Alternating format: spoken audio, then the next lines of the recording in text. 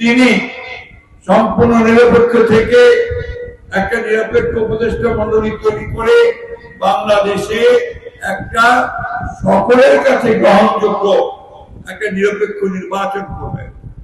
সেই নির্বাচনে আমরা একটা নতুন পার্লামেন্ট, জনগণের প্রতিনিধি যেখানে থাকবেন, সেই পার্লামেন্ট একটা সরকার পাবে। তাই তো নাকি চেষ্টা করছেন। এবং দেশে যে সমস্যাগুলো ছিল, আইন শৃঙ্খলা একেবারে ধ্বংস করে দিয়েছিল আওয়ামী লীগের সরকার, ফ্যাসিস্ট সরকার, সেটাকে ঠিক করে আনার চেষ্টা করছেন। যে অর্থনীতিকে ধ্বংস করে দিয়েছিল সেটাকে ঠিক করার চেষ্টা করছেন। ব্যাংকগুলো লুট করে সাফ করে দিয়ে বিদেশে পাচার করে দিয়ে বাড়ি ঘর তৈরি করে কিনে বাংলাদেশকে দ্রুত জগন্নাথ করে দিয়েছিল, সেই জায়গাটাও ঠিক করে নিয়ে আসার চেষ্টা তারা করছেন। তারা চেষ্টা করছেন একটা শান্তিপূর্ণভাবে নির্বাচন এভাবে কিভাবে করা যায়। সেই জন্য বাংলাদেশের মানুষের দাবি অনুযায়ী কাঠামো অর্থাৎ আপনার সংস্কার করার কিছু কাজ তিনি করেছেন। 6টা সংস্কার কমিশন করেছিলেন। যে 6টা সংস্কার কমিশন তারা আলোচনা করে কতগুলো প্রস্তাব দিয়েছিল। সেই প্রস্তাবগুলোর মধ্যে দীর্ঘ 6 মাস 7 মাস আলোচনা হয়েছে। আমরা আপনাদের মনে আছে নিশ্চয়ই যারা বিএনপি করেন, 2016 সালে দেশনেত্রী বেগম খালেদা জিয়া তিনি বাংলাদেশের এই রাষ্ট্র কাঠামোকে পরিবর্তন করার জন্য তিনিও বলেছিলেন কাঠামো যদি এটা থাকে তাহলে দেশের উন্নয়ন হবে না, গণতন্ত্র বিকশিত হতে পারবে না।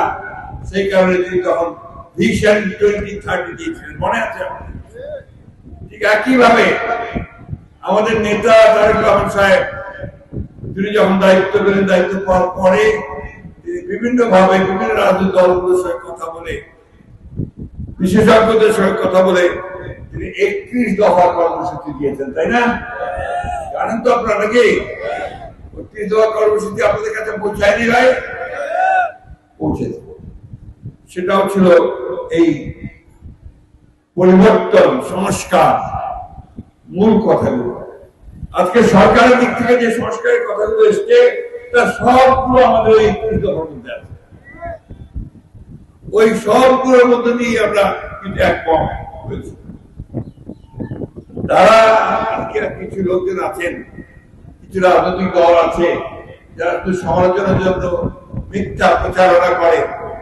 আর আপনাদের ওই একটা ইউটিউব আছে না, সারাক্ষণ আপনার মোবাইলের মধ্যে দেখতে থাকেন, সবাই দেখেন, প্রত্যেকের হাতে আছে, অনেকে কথাবার্তা ওটাও দেখেন, ঠিক কিনা?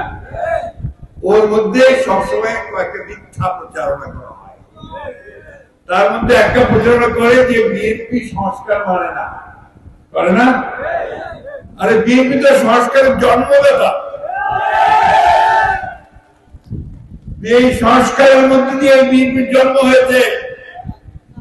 1975 সালে শেখ মুজিবের পতনের পরে যখন জনগণ সিপাহী বিপ্লবের মধ্য দিয়ে শহীদ প্রেসিডেন্ট জিয়াউর রহমান সাহেবকে রাষ্ট্র পরিচালনার দায়িত্ব দিলেন, মনে আছে আপনাদের? সেই দায়িত্ব পাওয়ার পরে আমাদের নেতা শহীদ প্রেসিডেন্ট জিয়াউর রহমান তিনি প্রথম একদলীয় শাসন ব্যবস্থা থেকে বহুদলীয় গণতন্ত্র নিয়ে আসলেন, মাল্টি পার্টি সিস্টেম, মনে আছে আপনাদের? তখন নির্বাচন হয়েছিল, সমস্ত দলগুলো নির্বাচনে অংশ নিয়েছিল, তাই না? সেই নির্বাচনে বিএনপি জয়লাভ করেছিল, বিএনপি গঠন করেছিল। এরপরে সংবাদ মাধ্যমকে তিনি মুক্ত করে দিয়েছিলেন। এই যে এতগুলো মিডিয়া দেখছেন, এটা শুরু তো করেছিলেন শেখ মুজিবুর রহমান। শেখ মুজিব 4টা পত্রিকা রেখে বাকি সব বন্ধ করে দিয়েছিল। এগুলো ইতিহাস। একজন অকৃত্রিম দেশপ্রেমিক, যিনি সৈনিক ছিলেন, রাজনীতিক ছিলেন এবং জনপ্রতিনিধি ছিলেন, ব্রিগেডিয়ার জেনারেল আসিফ হান্নান সাহেব এই মৃত্যুবার্ষিকীতে আয়োজিত আজকের এই সমাবেশের সংগ্রামী সভাপতি, আপনাদের সকলের অত্যন্ত পরিচিত, আমাদের গর্ব, সাবেক ছাত্র নেতা, এখন প্রিয় বন্ধুগণ, আমি ব্রিগেডিয়ার হান্নান শাহ সাহেবের প্রতিটি মৃত্যুবার্ষিকীতে আমি কাপাসিয়ায় আসার চেষ্টা করি। আমাকে হান্না যখন বলে আমি রাজি হই, আসতে চাই যে তাকে আমি বিশেষভাবে শ্রদ্ধা করতাম।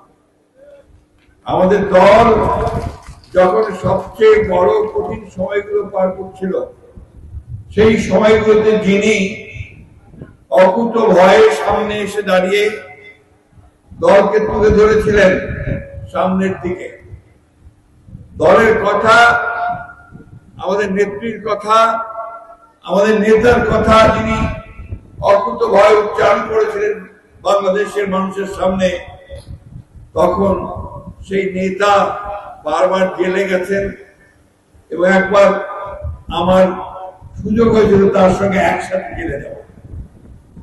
সে একসাথে জেলে আমরা ঢাকা জেল থেকে কাশিমপুর জেলে এসেছিলাম। আমি দেখেছি সেই সময়ে তিনি কি রকম একজন দেশপ্রেমিক, কেমন একজন বিএনপি প্রেমিক এবং মানুষকে ভালোবাসার মানুষ ছিলেন। তার সম্পর্কে দীর্ঘ আলোচনা করা যায়, দীর্ঘ আলাপ করা যায়। আমি আপনাদের সামনে সেখানে কথা বলছি যখন বাংলাদেশে 1 বছর আগে একটা ভয়াবহ দানবীয় শক্তি জনগণ, ছাত্র জনতার উত্তাল আন্দোলনের মধ্যে দিয়ে দেশ ছেড়ে পালিয়ে যেতে বাধ্য হয়েছে, তাই না? দেশটা মুক্ত হয়েছে মনে হয় না যে আমরা একটা স্বাধীন দেশে আছি, মনে হয়। কারণ তার আগে প্রতিটি মুহূর্তে আমাদের মনে হতো যে আমাদেরকে শিকল পরিয়ে রাখা হয়েছে, রাত্রে আমরা ভালো করে ঘুমোতে পারতাম না, পালিয়ে বেড়াতে হতো। অসংখ্য মামলায় জর্জরিত আমার এই ভাইয়েরা অনেকে রাতে ঘুমাতে পারত না, আমাদের ছেলেরা পালিয়ে বেড়াতো। মামলা, মোকদ্দমা, জেলে যাওয়া নিত্য নৈমিত্তিক ব্যাপার হয়ে যাচ্ছে। আমাদের মা বোনেরা কেউ নিরাপদ ছিল। বন্ধুগণ, এই অবস্থা থেকে আমরা বেরিয়ে এসেছি। আমাদের অন্তত একটা নিঃশ্বাস করার সময় হয়েছে, দম খুলে নিঃশ্বাস নিতে পারছি, তাই না? আমরা সবাই মিলে, ছাত্ররা, আমরা সবাই মিলে আমরা একটা অন্তর্বর্তীকালীন সরকার গঠন করছি প্রফেসর ইউনূসের নেতৃত্বে, তাই না? প্রফেসর ইউনূস আমাদের কাছে একজন নিঃসন্দেহে অত্যন্ত শ্রদ্ধার